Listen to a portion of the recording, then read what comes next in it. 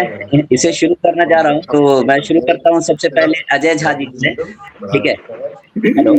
जी। मेरा first question ये है कि वेस्ट बंगाल में क्या ममता बनर्जी ने अपना किला बनाए रखेंगी उस बार के विधानसभा इलेक्शन में, या बीजेपी का मिशन रंग लाएगा? क्या लगता है सर आपको? अजय देखिए, झा जी। वेस्ट बंगाल में जैसा भी लग रहा है, जैसे कि स्थितियां हैं और जैसे कि रिपोर्ट्स आ रही हैं कि बहुत ही क्लोज मामला है ये। 50-50 का मामला है, आप टॉस उछालेंगे किसी तरफ गिर सकता है, ऐसा लग रहा है। क्योंकि देखिए, एक चीज है कि ममता बनर्जी के साथ जो उनका बेस था, वो बेस कहीं पर अमित शाह और सेंट्रल गवर्नमेंट इलेक्शन कमिश्नर ने मिलकर कहीं हिला दिया था। उनका बेस क्या था? जो लेफ्ट का जो उनकी स्ट्रैटेजी थी, जो उनका होता था पहले कि गुंडागर्दी, चाहे वो बूथ कैप्चरिंग, बोगस पोलिंग और इंटिमिडेशन की वोटर्स को डराना है, जो जेन्युइन वोटर्स हैं वो नहीं आ सके, इस तरह से ओवरऑल रिगिंग करके। ये मैं नहीं कहता कि पॉपुलैरिटी उनकी नहीं थी, पॉपुलैरिटी के साथ उसका ये ऊपर से लगता था इन चीज़ों का, और फिर उनकी बहुत ज़्यादा विक्ट्री होती थी। क्योंकि इस बार उसको माइनस हो चुका है बहुत हद तक, इसलिए लग रहा है मामला काफ़ी क्लोज होता जा रहा है। किसके क्लोज होता जा रहा है सर? बीजेपी और तृणमूल, और वहाँ पर तीसरी पार्टी कोई है ही नहीं। अगर लेफ्ट फ्रंट की बात करें, चाहे कांग्रेस की बात करें, तो बिल्कुल नॉन एग्जिस्टेंट हैं। पिछली बार दोनों एक साथ थे, वो 0 पर थे, अभी अलग अलग लड़ रहे हैं। क्या कर पाएंगे, बहुत मुश्किल है।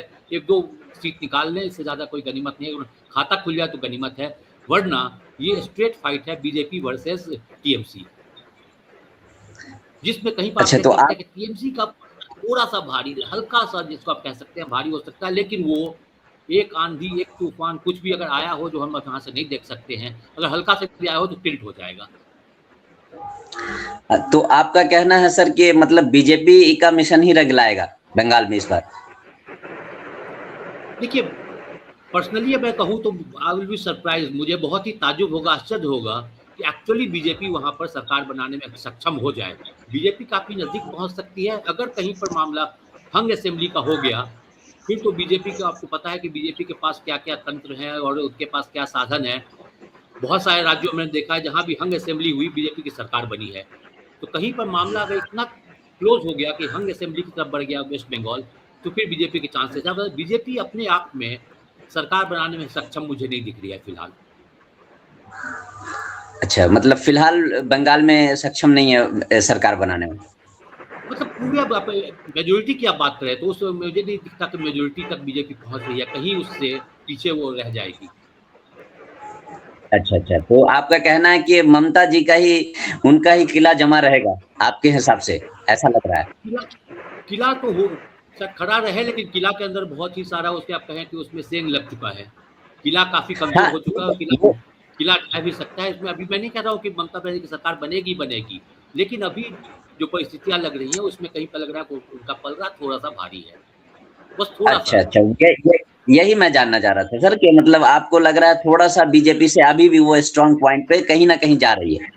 जी हाँ, बिल्कुल बिल्कुल। जी, जी। ठीक है, अब मेरा दूसरा क्वेश्चन जो है वंदना जी आपसे है, ठीक है? चूँकि आप एक महिला मोर्चा की अध्यक्ष भी बता रही हैं ना आप, और चूँकि तो ये सवाल थोड़ा महिला से ही है, कि बंगाल में महिलाओं ने हमेशा की तरह दीदी का साथ दिया है या बीजेपी की तरफ झुकाव हुआ इस बार?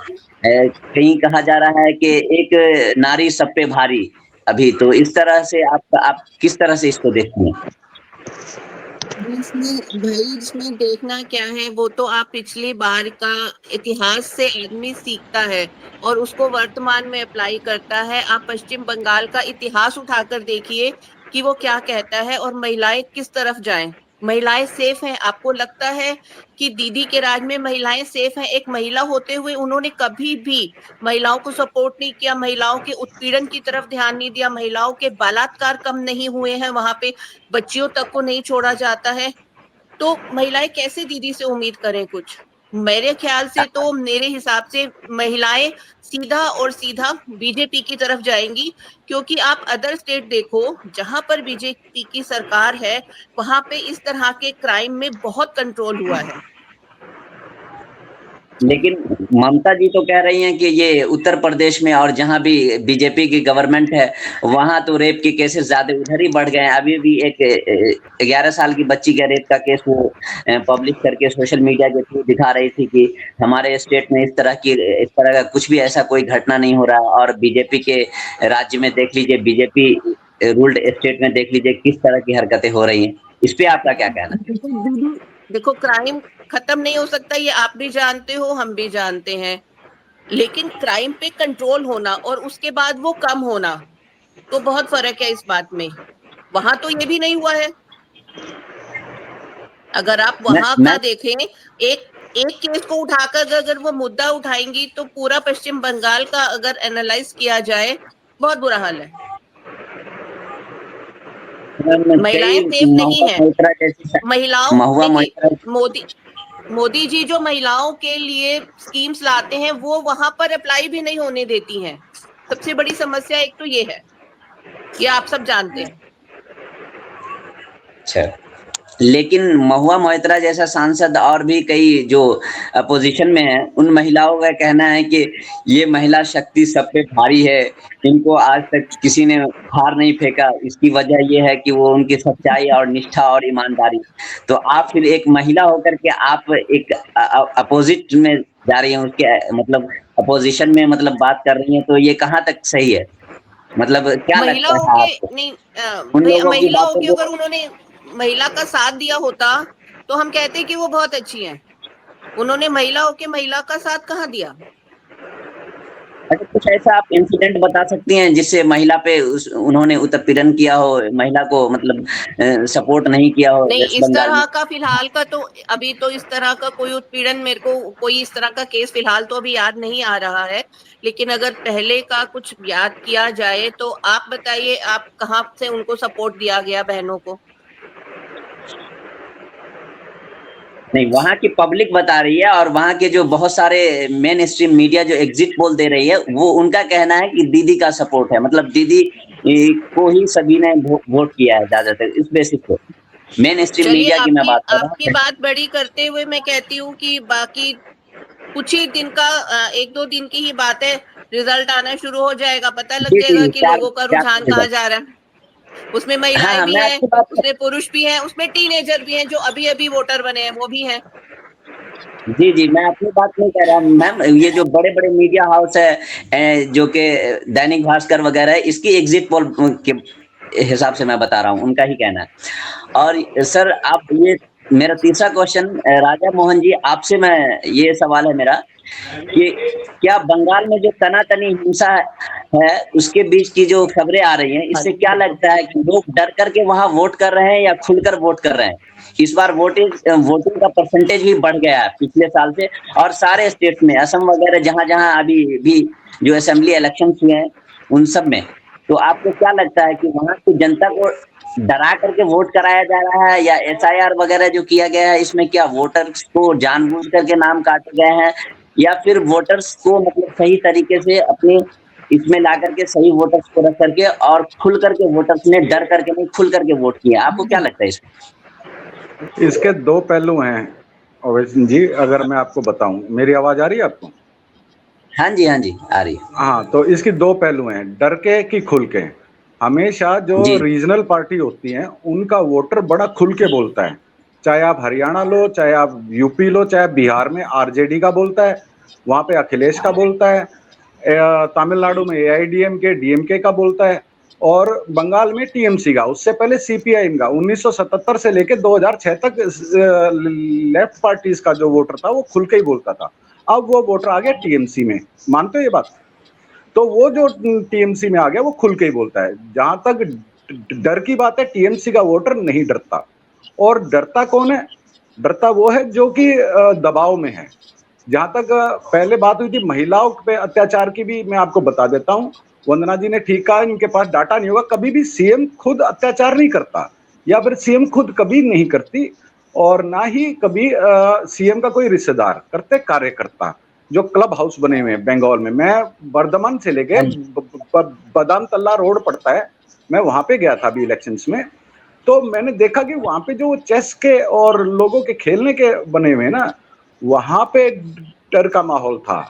छोटे छोटे दुकान के साथ में ना, चाय की हम कहते थे टपरी, वहां कहते थे कुंजी, वहां था डर का माहौल कि चाय के पास जो कोई बैठा है ना, वो बोलता ही नहीं है, लेकिन कैमरा ऑफ करते ही बोलता है साइड में आके।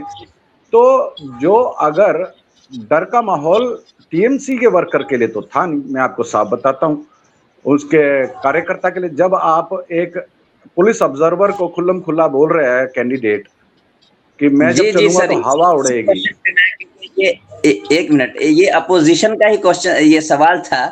उन्होंने हाँ जी, ये उस पे ब्लेम किए हैं कि एक ऑब्जर्वर के नाम पे किस तरह से डराया जा रहा है यूपी के स्पेशली इनकाउंटर स्पेशलिस्ट आईपीएस को वहां पे भेज करके पब्लिक में डर का माहौल किया जा रहा है, ना कि ये वोट करने का माहौल बनाया जा रहा है। तो इसी पे ये मेरा सवाल था कि डर तो के कर रहे वही हैं वो लोग वोट या खुल करके। मैं आपको क्लियर बताता हूँ। टीएमसी जी का वर्कर अगर डरने लग गया, या फिर जो पहले लेफ्ट का वर्कर था वो अगर डरने लग गया, तो ममता जी का तो कोई फायदा ही नहीं है। वहां कोई डर का माहौल नहीं था। हाँ देखो जी, जो इतनी कंपनीज लगाई गई हैं, उससे पहले पिछले चुनाव में कितनी मौतें हुई थी, पोस्ट और प्री इलेक्शन, इलेक्शन डे पे 59, और पोस्ट के बाद कितनी मौतें हुई, कितने दंगे हुए, बॉम्ब्स कितने पकड़े गए। ये डर का माहौल जिसके लिए वो सबको पता है, लेकिन टीएमसी का जो वर्कर था वो नहीं डरा, और उसे ये जरूर है कि काबू करने की कोशिश की गई, क्योंकि वो ज्यादा भावुक है। वेस्ट बंगाल के लोग पकड़ोगे ना, चाहे वो फुटबॉल का खेल हो, चाहे वो क्रिकेट का खेल हो, चाहे वो कुछ हो, चाहे वो इलेक्शन हो, वो बड़े उत्तेजित हो जाते हैं वेस्ट बंगाल, क्योंकि उनके अंदर फ्रस्ट्रेशन इतनी आ गई है, बेरोजगारी की, गरीबी की, हर चीज की। तो वो भावुक होके थोड़ा सा एग्रेसिव ज्यादा होते हैं। लेकिन इस बार मैं आपको बता देता हूं, जो डर का माहौल था वो सबको पता है। डर का माहौल टीएमसी के वर्कर्स में नहीं था। हाँ, उन्हें काबू करने की बड़ी कोशिश की गई है, चाहे पैरामिलिट्री, ताकि फेस एक भी डेथ नहीं हुई, सबसे बड़ी बात। तो कहां से आ गया डर? डर इस बार खुल के एक लेडी का मैंने देखा, कहते जय श्री राम नहीं बोलूं किया। तो ऐसी चीजें खुल के लोगों ने बोला है, लेकिन वो डर नहीं था। डर अच्छा अच्छा जी नॉर्मल जी में रहा जी है। टीएमसी के वर्कर ने खुल के वोट किया है, अपने आप में एकदम, चाहे वो किसी भी जाति का हो, किसी भी धर्म का हो, टीएमसी के वर्कर ने खुल के वोट किया है। जो खुल के वोट नहीं किया, नतीजा वो लोग देंगे। जिसने खुल के वोट नहीं किया ना, चुपचाप वोट किया है, उसे कहते हैं साइलेंट वोटर। टीएमसी अच्छा जो भी क्षेत्रीय दल है, जो भी, चाहे वो अखिलेश का यूपी में है, बिहार में आरजेडी का है, तमिलनाडु में, मध्य प्रदेश में तो खैर नहीं है कोई क्षेत्रीय दल, जो भी है उसके अंदर डर होता ही नहीं है। हरियाणा में इनेलो का हुआ करता था ऐसा, उसके अंदर कोई डर नहीं था। तो ये स्टेट वाइज की जो वो है क्षेत्रीय पार्टियां, रीजनल पार्टी, उसके कार्यकर्ता या वर्कर में कोई डर नहीं होता। डर तो जो जिसने चुपचाप डर से वोट गिरा है, फैसला उसी ने करना है। तो कोई डर नहीं था इस बार। हाँ, काबू जरूर किया गया है, दबाया जरूर गया है।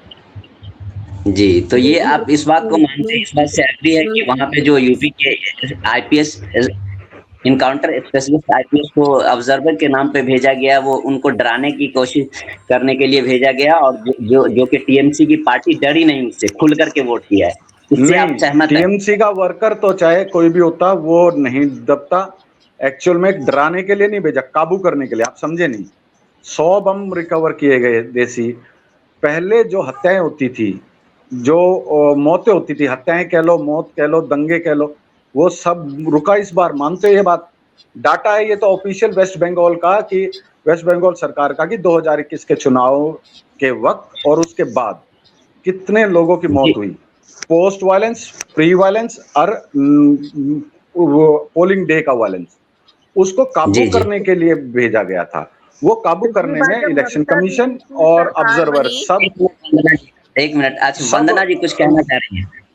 जी जी कहीं। हाँ, मैं यही कहना चाह रही हूँ, पिछली बार जब ममता दीदी की सरकार बनी तो हिंदुओं को मंदिर में उसकी पूजा तक नहीं करने दी, शिवरात्रि की पूरे पूरे बाजारों में आग लगा दी गई।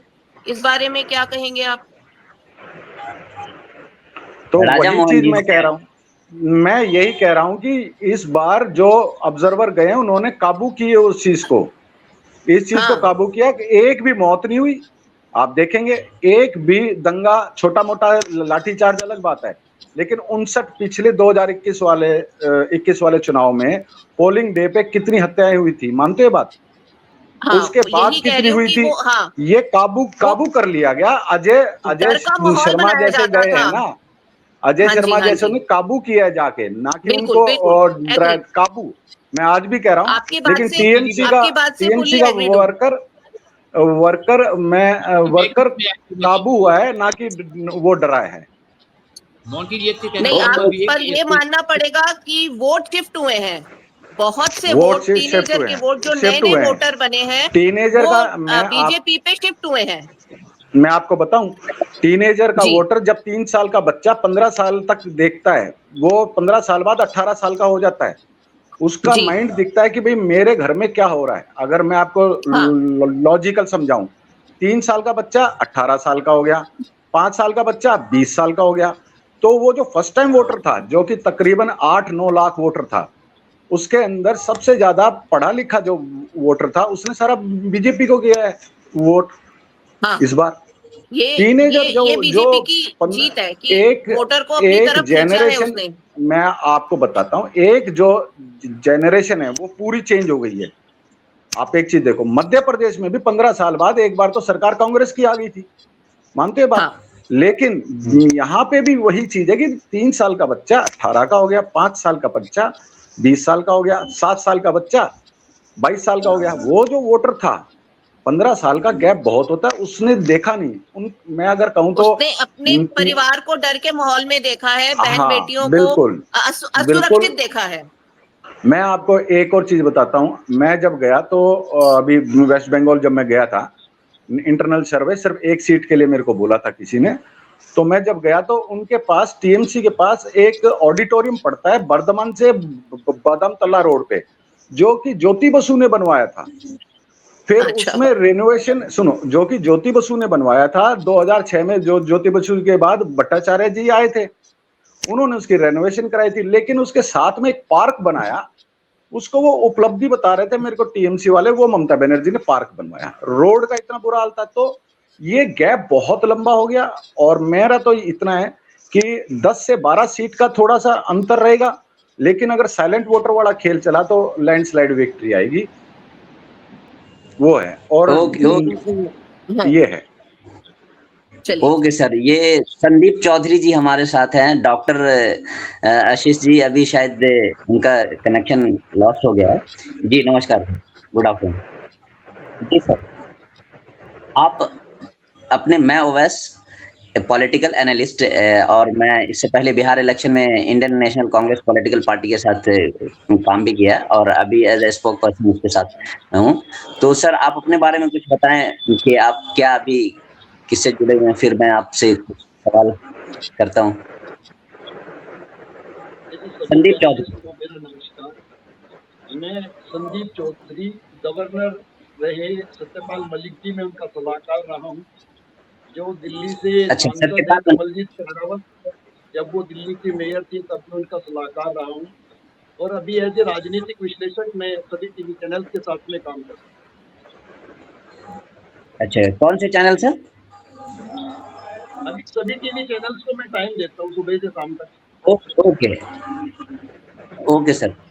तो सर आपसे ये सवाल था मेरा कि अभी वंदना जी और राजा मोहन जी में जो बात हो रही थी कि इस तरह के जो नए वोटर्स हैं, तो एक हमेशा से अपोजिशन की ये एलिगेशन रहा है बीजेपी पे, अभी कुछ सालों से या कुछ महीनों से कह सकते हैं, कि वोट चोरी का।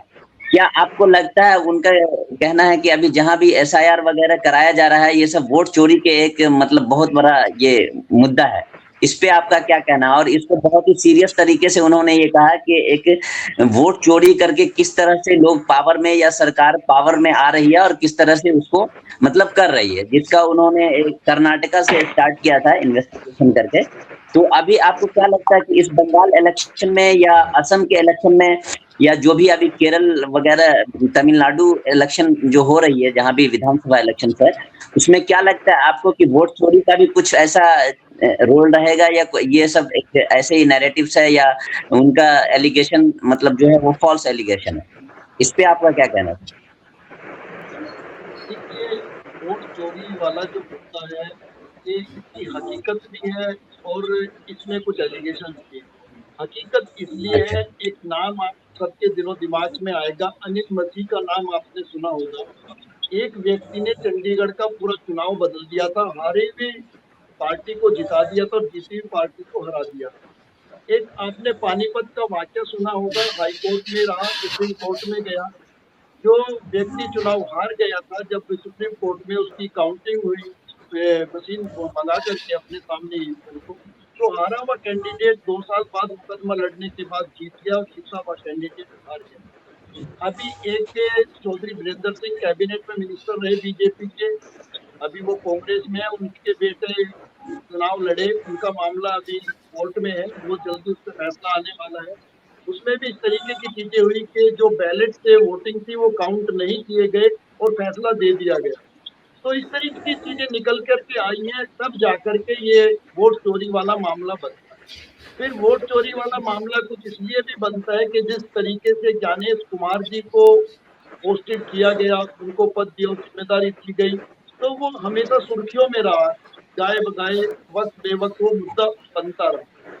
तो इसलिए लोग ऐसी बात करते हैं। बाकी रही बात चुनाव जीतने की कि कौन चुनाव जीत रहा है, तो चुनाव कई बार समीकरण पे बेस होता है। एक अच्छा व्यक्ति चुनाव हार जाता है। आपको खंडूरी साहब याद होंगे, उनके नाम पर उत्तराखंड का चुनाव लड़ा गया था और खंडूरी साहब खुद अपने विधानसभा चुनाव हार गए थे। आपको याद होगा हिमाचल में प्रेम कुमार धूमल जो अनुराग ठाकुर जी के पिताजी हैं, उनके नाम पर चुनाव लड़ा गया था और वो खुद अपना चुनाव हार गए थे और पार्टी चुनाव वहां पर जीत गई। गोपाल कांडा का नाम आपने सुना होगा, मुझे नहीं लगता वो ग्राम प्रधान का चुनाव भी जीतने लायक आदमी है। गीतिका शर्मा का किस तरीके से उसने शोषण किया, हत्या हुई, वो अपना चुनाव जीत जाते हैं।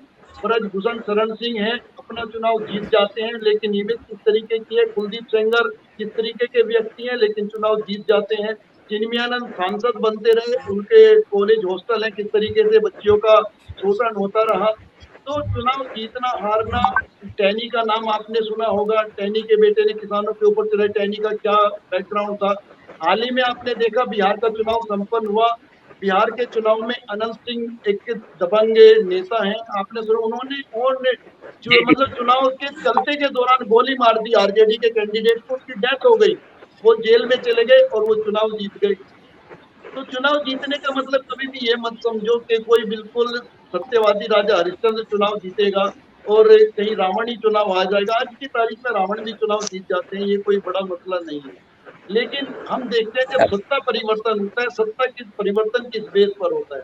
सत्ता परिवर्तन के लिए कोई ना कोई लहर ऐसी आती है जो सत्ता के खिलाफ हो जाती है और विपक्ष के साथ हो जाती है। जब अन्ना आंदोलन हुआ था, उस वक्त आपने देखा किस तरीके से परिवर्तन आया। जब मोदी जी की लहर थी कांग्रेस के खिलाफ और मोदी जी आ गए, वो दौर भी आपने देखा। राम मंदिर की एक लहर आई, बड़े बड़े नेता चुनाव हार गए और सत्ता परिवर्तन हुआ। धारा 370 की एक लहर थी, उसका भी पार्टी को बेनिफिट मिला। लेकिन अगर हम बंगाल की बात करें, तो बंगाल और देश के दूसरे राज्यों की बात करें, तो देखिए बंगाल की जब मैं बात करूंगा, उसमें कोई अशोक खरात आपको नहीं मिलेगा, कोई अंकिता भंडारी का जो रेपिस्ट है वो इस तरीके के मामले आपको नहीं मिलेंगे सरकार बचाते हुए उन लोगों को। कुलदीप सेंगर के मामले में इस तरीके की चीजें नहीं मिलेंगी, चिन्मयानंद जैसे लोग वहां पर नहीं मिलेंगे। वहां पर आपको ललित मोदी नहीं मिलेगा, नीरव मोदी नहीं मिलेगा, विजय माल्या नहीं मिलेगा। मतलब कुल मिलाकर के अगर आप एनालिसिस करेंगे तो आप पाएंगे कि Bengal is better than other states. लेकिन हाँ, क्योंकि राजनीति है, एक तो वाक्य आप उठा सकते हैं, हुमायूं कबीर का नाम भी आप ले सकते हैं। हुमायूं कबीर बीजेपी में भी रहा है, हुमायूं कबीर टीएमसी में भी रहा है। हुमायूं कबीर के घर अब तक न ईडी गई न सीबीआई, जबकि सारे देश में वीडियो वायरल है कि उसके घर हजारों करोड़ रुपए हैं और उसको मस्जिद बनाने के लिए कहा जा रहा है, और उसका साथ फिर जो है ओवैसी साहब भी छोड़ देते हैं जब उनको उसकी सच्चाई पता चलती है। अब की बार अगर हम बंगाल चुनाव की बात करें, तो बंगाल चुनाव में ममता जी कमजोर पड़ सकती थी अगर ममता जी का वोट कांग्रेस बांटती। लेकिन आपने देखा राहुल गांधी वहां नहीं गए, प्रियंका गांधी वहां नहीं गई, सोनिया गांधी वहां नहीं गई, खड़गे साहब वहां नहीं गए। मतलब कांग्रेस ने वो दम नहीं लगाया बंगाल के अंदर जिससे टीएमसी को वोटर बढ़ सकता था और टीएमसी को झटका लग सकता था। ओवैसी साहब ने वो ताकत नहीं लगाई, वो दम नहीं लगाया जिससे टीएमसी का वोटर बढ़ सकता था, टीएमसी को झटका लग सकता था। अब टीएमसी वर्सेस बीजेपी चुनाव हो गया है। बंगाल वर्सेज गुजरात चुनाव हो गया है, ममता वर्सेज मोदी चुनाव हो गया है, और इसमें कहीं ना कहीं एक हिंदू मुस्लिम का जो एंगल था उसको चलाने की कोशिश की गई, हालांकि वो चला नहीं। और ममता बनर्जी अगर ये चुनाव जीतती है तो ऐसा होगा जैसे चक्रव्यूह तोड़ना, उसमें उन्हें चुनाव आयोग को भी भेजना होगा, उन्हें जो यूपी पुलिस के आईपीएस अधिकारी इस तरीके की पूरी टीम वहां पर काम कर रही थी उनको भी भेजना होगा, उन्हें हिंदू मुस्लिम का मुद्दा भी भेजना होगा। तो टीएमसी के लिए चुनाव जीतना वाकई बड़ा अच्छा सर, ये चैलेंजिंग मैं है, बोलना लेकिन मैं ये मानता हूं कि टीएमसी का पलड़ा कल भी भारी था, टीएमसी का पलड़ा आज भी भारी है, क्योंकि न राम मंदिर के दौर में टीएमसी हिली, न धारा 370 के टाइम में टीएमसी हिली, या जब मोदी का एक मैजिक देश के अंदर चला गुजरात मॉडल के नाम पर, तब भी टीएमसी और ममता बंगाल से नहीं हिली। ओके सर, ये एक मेरा लास्ट और आखिरी सवाल है सर आपसे, कि अभी नहीं तो वीडियो लंबा हो जाएगी, फिर लोग देखते नहीं है, फिर ज्यादा बड़ी वीडियो लोग देखना पसंद नहीं करते हैं। तो मेरा ये लास्ट और आखिरी सवाल, 1 मिनट मेरे को जरूर देना। ठीक है सर, कि ये जो असम वाला जो इलेक्शन है अभी, उसमें क्या आपको एग्जिट पोल में क्या एनआरसी और सीएए का मुद्दा कुछ नजर आ रहा है, या कुछ आपको देखने को मिल रहा है इसके एग्जिट पोल में? देखिए, उस पे आपका क्या कहना है? बहुत अच्छा जिक्र किया असम का। असम की अगर मैं बात करूं तो मैं स्ट्रेट फॉरवर्ड बोल सकता हूं, असम में बीजेपी की सरकार बनने जा रही है, और बीजेपी की सरकार बनने के पीछे ये है कि कांग्रेस उतनी मजबूती से चुनाव नहीं लड़ पाई, या ये कह लीजिए कि विपुल बोरा जैसे जो चेहरे थे वे उठ करके एन वक्त पर बीजेपी के साथ चले गए। जिस वजह से गए वो एक अलग विषय हो सकता है, लेकिन जब पार्टी के बड़े जो टॉप लेवल की लीडरशिप होती है वो जाती है, तो वो अपने साथ पूरे चुनाव के माहौल को ले जाती है। तो मैं ये दावे के साथ कह सकता हूँ कि असम के अंदर बीजेपी फिर से रिपीट कर रही है। Okay thank you. हाँ सर, राजा मोहन जी, आप कुछ कहना चाहते हैं? सिर्फ दो चीजें थी। एक तो सर ने कहा वोट चोरी, आपने सवाल पूछा। वोट चोरी कांग्रेस के टाइम से होती आई है, चाहे हम राई का इलेक्शन देख लें, 2009 से लेके भाई 2014 तक इनके इलेक्शंस ऐसे ही चले, कोर्ट में हारे। चलो वोट चोरी एक मुद्दा अलग हो गया कि भाई जो प्रिजाइडिंग ऑफिसर है वो किसी पार्टी से विचारधारा से, उन्होंने इस पे एलिगेशन नहीं लगाए थे ना? हाँ, तो नहीं लगाए थे उस टाइम कोर्ट, उस टाइम सोशल मीडिया इतना होता ही नहीं था। आप ये देख लो 2014 के बाद सोशल मीडिया आया है, फेसबुक, इंस्टाग्राम 2014 के बाद सब कुछ ही आया है। एलिगेशन कोई भी आता है, 2 वीडियो बना के हो जाता है। लेकिन बात यह है कि अजय झा जी, आपके घर गाड़ी साफ करने वाला कहां से आता है? वेस्ट बंगाल से, यूपी वाला है, लेकिन ज्यादातर गुड़गांव के अंदर वेस्ट बंगाल से। मेड कहां है? वेस्ट बंगाल से। जब मैं बंगाल गया अब की बार इलेक्शन के अंदर, मैंने देखा उन्होंने, उनका सिर्फ इतना कहना था कि ये सिर्फ इन चीजों से हमारा पेट नहीं भर रहा, हमारे बच्चे। एक बुढ़िया जमीला नाम की लेडी जाके गुड़गांव के अंदर झाड़ू पोछा कर रही है, और उसके 2 बच्चों को हम वहां पाला जा रहा है। जमीला, मोहनिशा उसका नाम। तो वहां का मुद्दा ये था कि जब ये बच्चा 3 साल वाला 18 साल का हो गया, आज भी गाड़ी साफ करना, स्टिल्ट साफ करना वेस्ट बंगाल। दूसरे नंबर पे बिहार आ रहा है, पहले नंबर पे बिहार होता था, अब दूसरे नंबर पे वेस्ट बंगाल। सिर्फ ये माँ माटी मानुष दिखाने के लिए आपके पास रोड नहीं। मैं कह रहा हूं वहां पे 2.5 घंटे लग गए 18 किलोमीटर के लिए सस्पेंशन खराब हो गया। इन चीजों से मेरे हिसाब से, आज भी बता रहा हूं, कोई चक्रव्यूह नहीं टूटा। 8 से 10 सीटें। और रही क्या हम ये चाहते थे कि वही दंगे हों पिछले चुनाव में जो हुए थे, 59 लोग मरे, फिर पोस्ट वो, इसलिए इतनी बड़ा बाहरी पुलिस। एक और चीज बताता हूं, एक पैटर्न बंगाल में कैसे सरकार आ रही थी या फिर कहीं और कैसे, 1 से लेके 4 बंगाली जो आदमी है अर्बन, वो बंगाली, गुजराती, गोवा में मैंने पंचायत इलेक्शन कवर किए थे गोवा का, ये 1 से 4 जाके सोते हैं अपने घर पे, लंच टाइम पे खाना खाएंगे, 1.5 घंटा सोएंगे, फिर 3:30 बजे उठ के आएंगे। इतने चलता था छापा वोट वहां पे, आप मानोगे बात? इस बार वो छापा वोट चला ही नहीं है, या तो रहेगा वो वोट चला नहीं, इसलिए इतनी सेंट्रल फोर्सेस लगाई थी कि एक भी मौत नहीं हुई, एक भी हत्या नहीं हुई, बम नहीं फूटे। जी सर, भय की बात कर रहे थे। एक फेज अभी खत्म हुआ है, वो first phase, second phase polling के बाद भय मुक्त रहा, उसमें कोई वायलेंस नहीं हुआ, इंसिडेंट नहीं हुआ। लेकिन अभी 4 तारीख के बाद क्या होगा, इस पे हमको बहुत नज़र रखनी पड़ेगी। उस समय फोर्सेस को ज़्यादा अलर्ट रहना पड़ेगा, क्योंकि टीएमसी के जो लोग हैं वो हारने का गम हो या जीतने की खुशी हो, किसी भी माहौल में वो दंगा कर सकते हैं। क्योंकि अगर जीतेंगे तो दिखाएंगे कि हमारे पास क्या दम था, अगर हार गए तो फ्रस्ट्रेशन निकालेंगे सड़कों पर कि किनकी वजह से वो हारे हैं। इसलिए सर 4 अगर वो हार गए, आप ज़्यादा चांसेस हैं। आपकी बात बिल्कुल ठीक है, अगर वो हार गए तो सेंट्रल फोर्सेस वहां से नहीं हटेंगी। आप ये भी मानते हो? उनको ठिकाने लगा के उन गुंडों को। मेरा एक मिनट एक बस। सवाल था कि वोट चोरी का मुद्दा वहीं पर क्यों उठाया जाता है जहां पर ये लगने लगता है कि बीजेपी मेजोरिटी में आएगी? आप मुझे ये बताइए, बीजेपी वोट चोरी का मुद्दा तभी क्यों उठाया जाता है? वोट चोरी नाम की एक्चुअल में कोई चीज नहीं है, हमेशा चीज ही नहीं है, मैं यही कहना चाह रही हूँ। कोई चीज ही नहीं है, ये गलत बनाई गई है। एक मिनट, एक गलत सिलेक्शन ऑफ कैंडिडेट्स। हरियाणा के अंदर कांग्रेस आई हुई थी, एक मिनट बस। हरियाणा के अंदर कांग्रेस आई हुई थी 80 सीटों के साथ, मानते हो बात? 70-60 सारे कैंडिडेट अगर गलत दे दोगे, अनिल भी झारा पड़ा था।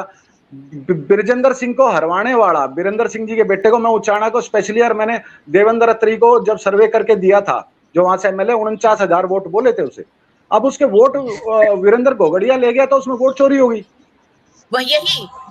ये वोट डिवाइडेशन ऑफ वोट, सुनिए, हरियाणा के अंदर division of vote equals to BJP.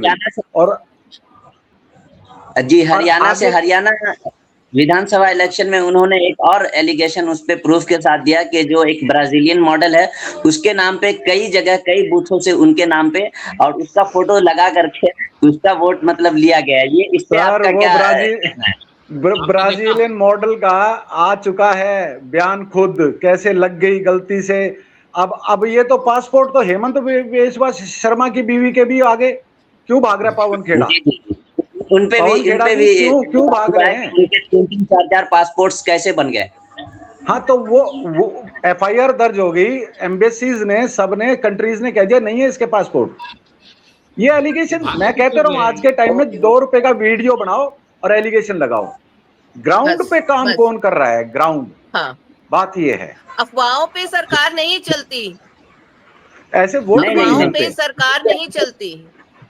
हाँ, जर्नलिस्ट का काम होता है मैम, इसी को मतलब सोच लोगों को सोच लेकर के और उसका इन्वेस्टिगेट करके क्योंकि उसको पूरी तरह से खंडन करना कि क्या सही है और क्या गलत है। आजकल ऐसे भी सोशल मीडिया और एआई का जमाना आ गया है कि कुछ भी लोग मतलब ये कर देते हैं, पोस्ट करते हैं और उसको बना करके तो लोगों को पता नहीं चलता, लोग में रूमर्स फैला देते हैं कि हाँ ये ऐसे हो गया वैसे हो गया। लेकिन उनको इन्वेस्टिगेट करना, उनको सही तरीके से दिखाना ये सरकार का काम और एक जर्नलिस्ट का काम है कि अगर कहीं कोई गलत है तो उसको सही तरह से फिर इन्वेस्टिगेशन करके क्या सही है क्या गलत है उसको सभी के सामने लाना। तो चलिए, बहुत अच्छा लगा सर आप सभी से मिल करके, और चूंकि वीडियो लंबा हो जाएगा तो अब इससे ज्यादा हम खींच नहीं सकते क्योंकि फिर देखना, क्योंकि आजकल इतना लोगों का ये हो गया है कि हर कोई शॉर्ट वीडियो या शॉर्ट टाइम देना चाहते हैं कहीं पे भी।